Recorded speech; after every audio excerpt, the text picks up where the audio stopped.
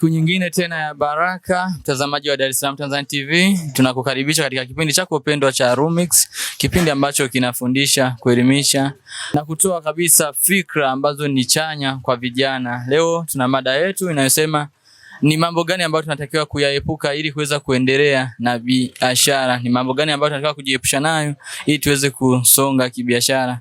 Tutapata maoni kutoka kwa wadau mbalimbali, watatuambia ni mambo yapi ambayo tunatakiwa kuepuka nayo. Baadhi mambo vipi? Sawa. Inakuaje? Fresh. Nani mkazi wapi na unajishughulisha na nini? Ni mkazi wa hapa Rusumo, jina langu naitwa Mganyizi Matungwa, najishughulisha na bodaboda. Ni Dar es Salaam Tanzania TV na leo tumekuja huku mtaani kwenu kupata maoni kulingana na mada yetu pendwa ambayo tumeiweka mezani kabisa. Mada inasema ni mambo yapi ambayo tunataka kuyaepuka ili kuweza kuendelea kibiashara. Na hisi ni mambo yapi ambayo tunataka kuyaepuka? Cha kwanza katika kabisa kwenye biashara, cha kwanza ni uaminifu. Vitu vya udanganyifu, uongo. Ukiwa kwenye biashara kama hizi kazi zetu sana za bodaboda, mtu amekupigia simu, njoo nifuate sehemu mdanganya. Utaenda kama alikuwa mteja wako utamkwaza, ukija baadaye mteja umeshakufa. Kwa hiyo cha kwanza ni uaminifu. Kama amekupigia mko mbali, mwambie mimi niko mbali, siwezi kufika kwa wakati huo. Tabia kwanza, usiwe mwizi. Kwa uaminifu ikutuma, kwa mfano kuna watu mkimpa hela nifuatie kitu fulani, hela ya reti na kitu ya kireti, kuwezi kuona wenyewe utakiwi. Tabia za kuonga nyinyi ziwarudishi nyuma labda. Inatokana sasa unavyo kila mtu ana uongaji wake. Sana sio sana kurudisha nyuma kimaendeleo. Ni mambo gani ambayo tunatakiwa kuyazingatia tunapokuwa tunafanya biashara kama hizi? Kuwa makini sana barabarani, kwa sababu tunaobeba hatuwajui. Unaweza kutombeba jambazi au mwizi, kafika kwa mbele kufanya kitu kibaya, mtu amjua akimbia. Kwa ni kuwa makini. Ni mambo yapi ambayo tunatakiwa tuyaache ili tuweze kuendelea kibiashara? Brother, mambo vipi? Shwari kama kawaida. Mambo yanasemaje? Sio nyama mwingi. Harakati. Fresh nani? Sasa kwa majina yangu naitwa Adinani Amri Adam, ni mkazi wa hapa Rusumo. Najishughulisha na shughuli za clearing and forwarding. Kampuni yangu hii hapa inaitwa Spint Cargo Company Limited. Sisi tunajishughulisha na kuvusha mizigo ambayo inatoka Rwanda kwenda Tanzania, alafu nyingine kutoka Tanzania kushuka Rwanda. Kiufupi tunasafisha mzigo nje ya nchi na kuingiza baadhi ya mzigo ndani ya nchi. Naam.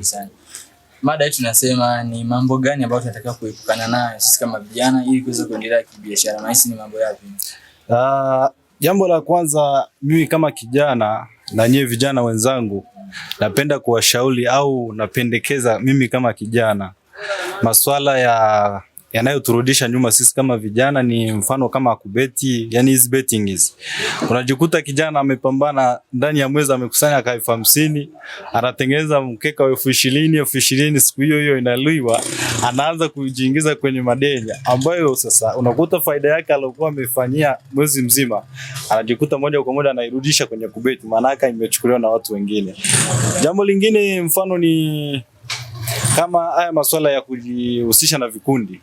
Hivi vikundi visivyo na misingi ndio vinaweza vikaturudisha nyuma kama vijana, kwa sababu unakuta kwenye vikundi kuna baadhi ya vijana wanakuwa na mawazo potofu. Mfano kama hili swala la kubeti, uwezo ukabeti ukiwa unakaa mwenyewe, lazima ujiingize kwenye vikundi ndio vitakushawishi kujiingiza katika kubeti. Kitu kingine ni kuwa na tamaa. Mfano kama sisi vijana, mtu unakuta ndo anaanza kujitafuta, anamwangalia mwenzake, mfano anatembelea gari zuri, sasa anakuja kujikuta anatamani ningekuwa na hilo gari, lakini uwezo hana. Kwa hiyo moja kwa moja anapelekwa kujihusisha mfano kama wizi. Ndio unakuta hayo mambo ya kubeti, anakuwa na tamaa ya kitu ambacho kipo mbele yake lakini hawezi kukifikia wakati huo.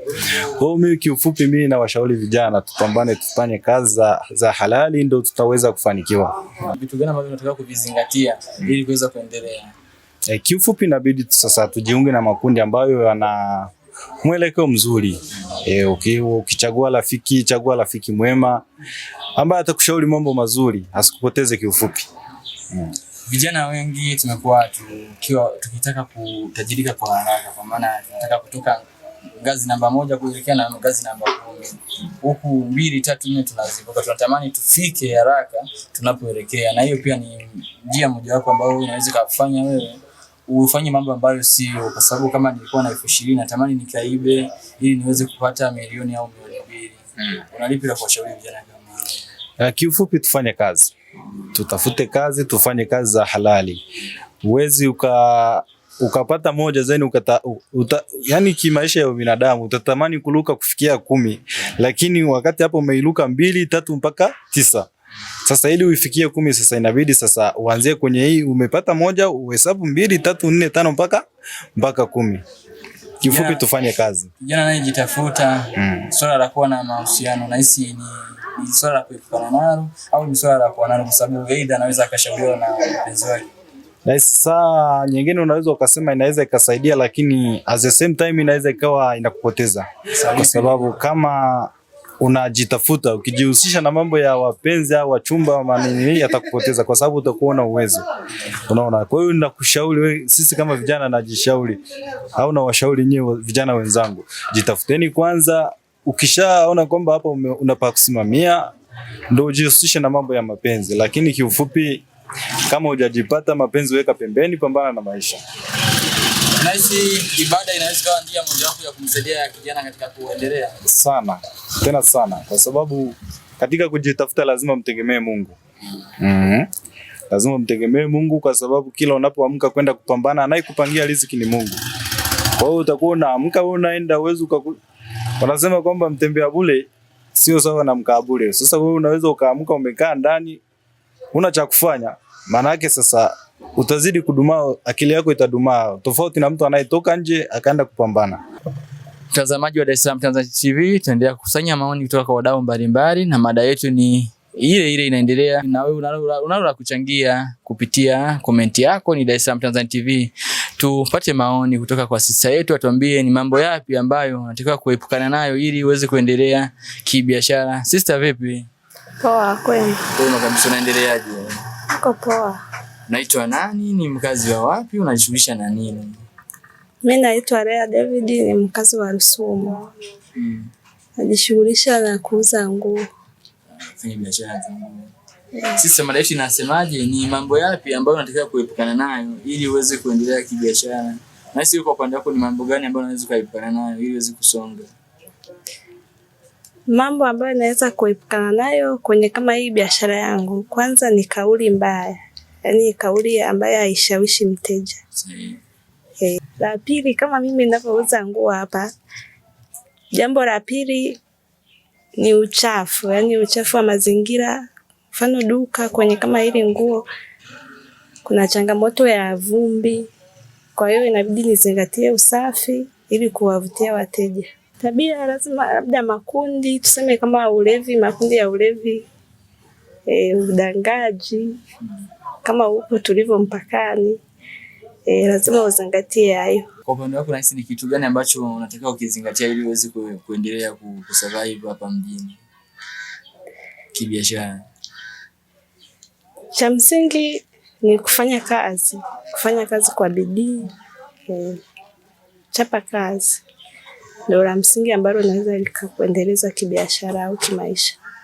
Vijana wengi wamekuwa wakijihusisha na masuala ya kubeti, kubashiri, lakini pia masuala ya kamari, vitu ambavyo hata Biblia na Qur'ani zinavikataa. Unahisi kwako ni njia chanya ya kuweza kufanya biashara au ni mbaya kabisa, ni potoshi?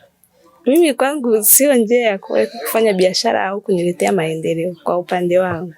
Unawashauri nini vijana wanaojihusisha na hayo mambo?